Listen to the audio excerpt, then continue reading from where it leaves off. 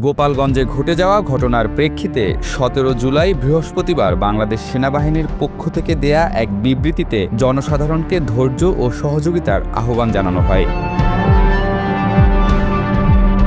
জনগুরুত্ব বিবেচনায় প্রকাশিত বিবৃতিতে বলা হয়, গত ১৬ জুলাই ২০২৫ তারিখে গোপালগঞ্জ জেলায় একটি রাজনৈতিক দলের জুলাই পদযাত্রার অংশ হিসেবে আহ্বানকৃত জনসমাবেশকে কেন্দ্র করে এলাকার একদল উচ্ছৃঙ্খল জনতা সংঘবদ্ধভাবে গোপালগঞ্জ সদর উপজেলায় সন্ত্রাসী কর্মকাণ্ড পরিচালনা করে।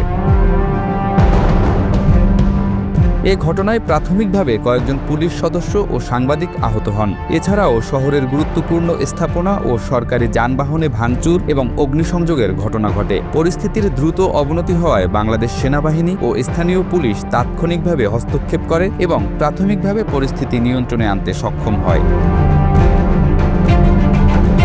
উক্ত রাজনৈতিক সংগঠনের সমাবেশ চলাকালীন মঞ্চে পুনরায় হামলা চালানো হয় এবং একই সাথে জেলা কারাগারে হামলা চালিয়ে ব্যাপক ভাঙচুর করা হয়। এমতাবস্থায় সেনাবাহিনী হামলাকারীদের মাইকে বারংবার ঘোষণা দিয়ে নিবৃত্ত করার চেষ্টা করলে তারা সেনাবাহিনীর উপর বিপুল সংখ্যক ককটেল ও ইটপাটকেল ছুড়ে হামলা করে এবং এক পর্যায়ে সেনাবাহিনী আত্মরক্ষার্থে বল প্রয়োগে বাধ্য হয়।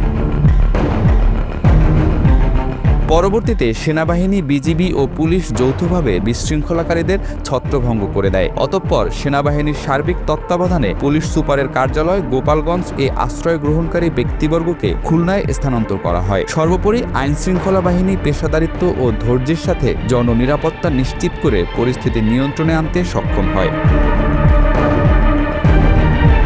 বর্তমানে গোপালগঞ্জ জেলায় সার্বিক নিরাপত্তা পরিস্থিতি স্বাভাবিক এবং প্রশাসন কর্তৃক জারিকৃত কারফিউ চলমান রয়েছে। সেনাবাহিনী, বিজিবি, পুলিশ, র্যাব এবং প্রশাসনের অন্যান্য সংস্থাগুলো ঘনিষ্ঠভাবে সমন্বয় রেখে কাজ করে যাচ্ছে। গতকাল সকাল হতে চলমান এই রাজনৈতিক সহিংসতা ও বিশৃঙ্খলায় গোপালগঞ্জ জেলার জনসাধারণ অত্যন্ত ধৈর্যের সাথে নিজেদের নিবৃত্ত রেখে সেনাবাহিনীকে সহায়তা করেছেন।